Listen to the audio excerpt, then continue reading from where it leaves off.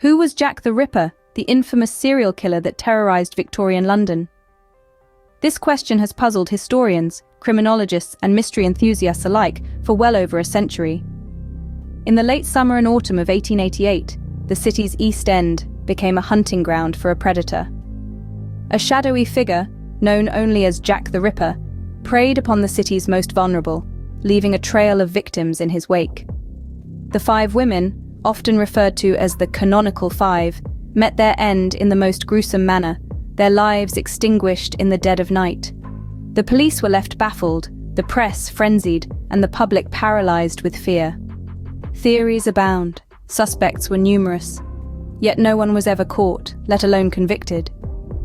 As the autumn leaves fell, so too did the curtain on the Ripper's reign of terror. Despite endless theories, the true identity of Jack the Ripper remains shrouded in mystery. In the span of just a few months in 1888, a shadowy figure brought terror to the streets of Whitechapel.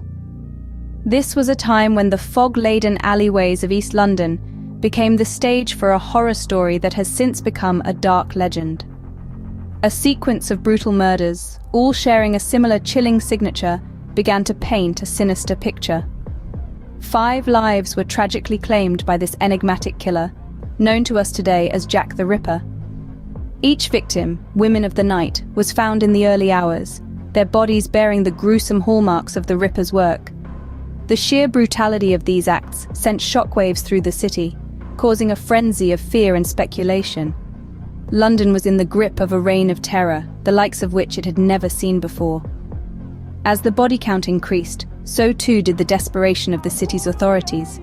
The police were under immense pressure to apprehend the culprit behind these heinous acts. Despite the considerable efforts of the Metropolitan Police and the City of London Police, the killer remained elusive. With each passing day, the sense of dread only grew. The Ripper could strike again at any moment, and no one knew who would be next. The police's failure to capture the perpetrator only added to the public's panic. Theories began to circulate, whispers in the dark corners of pubs and in the columns of newspapers, each more outlandish than the last. Yet, amidst the speculation, one fact remained. The streets of Whitechapel were no longer safe. As quickly as the killings started, they ended, leaving a chilling legacy and a trail of unanswered questions. The reign of terror had ceased, but the shadow of the Ripper still loomed large over Whitechapel. The identity of this brutal killer, the face behind the fear, was still shrouded in mystery. And so it remains, a haunting enigma that continues to captivate and confound us to this day. Over the years, many suspects have been proposed, from the plausible to the downright absurd. Let's start with Montague Druitt, a man of education and good social standing. He was a barrister by profession, and his own family suspected him of being the notorious killer. His suicide, a month after the last murder, only fueled these suspicions. But Druitt was a man with a reputation to uphold, a man of class. Could he really have been the one to commit these heinous crimes? Then there's Aaron Kosminski. An immigrant from Poland, Kosminski was a hairdresser in Whitechapel around the time of the murders. He was known to suffer from auditory hallucinations and paranoid schizophrenia. He was a prime suspect in the eyes of the police, but he was never formally charged. However, his mental instability and the proximity to the crime scene make him a notable suspect. Lastly, let's discuss the most controversial suspect, Prince Albert Victor, the Duke of Clarence. Yes, a member of the royal family. Rumors suggest that he contracted syphilis during a naval tour, which led to insanity. Some believe he committed the murders during bouts of madness. But could a royal really roam the grimy streets of Whitechapel unnoticed? And would the royal family allow such a scandal? These are just 3 of the countless suspects proposed over the years, each with their own compelling narratives. Some were undoubtedly closer to the truth than others. Yet, for all the speculation, no one could ever conclusively be named as Jack the Ripper. Perhaps the real Jack was someone entirely unexpected. Someone who managed to blend into the shadows of Whitechapel, never once raising suspicion. Or perhaps he was one of these men, hiding his dark deeds behind a mask of respectability or insanity. Yet for each suspect, there are compelling reasons for doubt. Who really was Jack the Ripper? The question remains unanswered, adding to the enduring mystery of this infamous killer. Adding to the intrigue, a series of letters allegedly from the Ripper himself began to appear. Among these, two stand out: the Dear Boss letter and the From Hell letter. The Dear Boss letter, postmarked September 27, 1888, was the first to mention the now infamous name Jack the Ripper.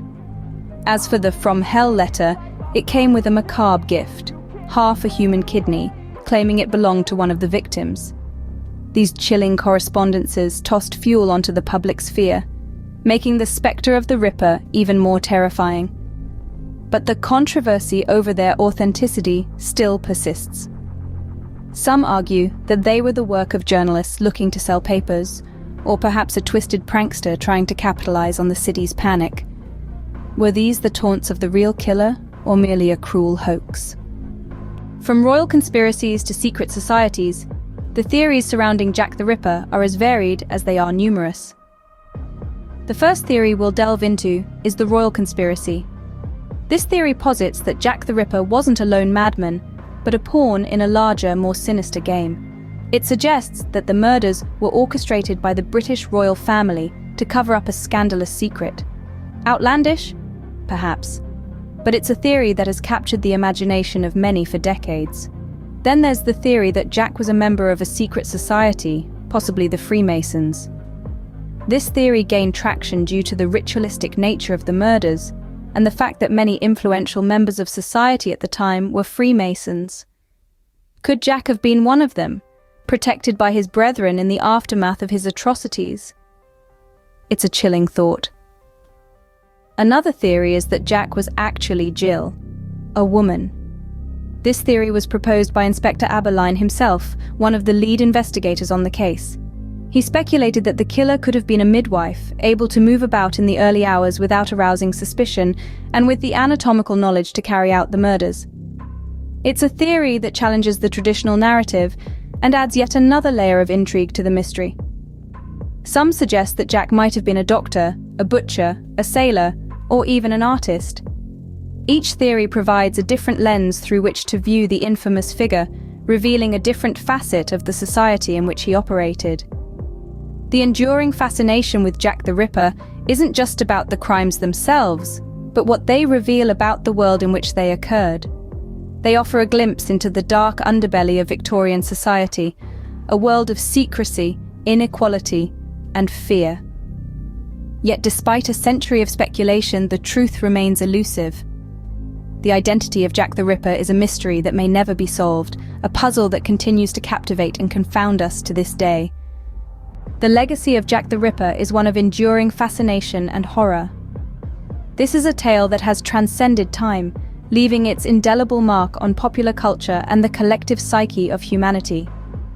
The shadow of the enigmatic figure we know as Jack the Ripper has loomed over us, shaping our perceptions of crime, fear, and mystery for more than a century.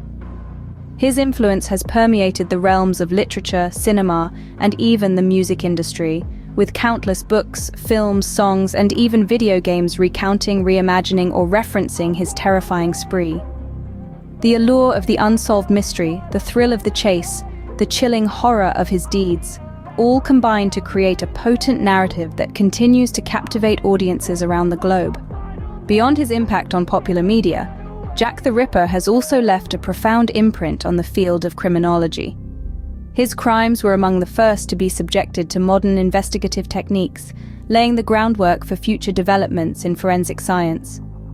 The psychological profiling of criminals, a staple in solving crimes today, can trace its roots back to the efforts to unmask this very killer.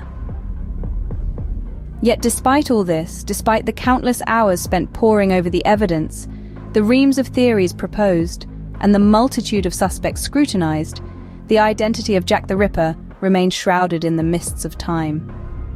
This enduring enigma, this faceless phantom of the past, continues to elude us, his true name lost in the annals of history.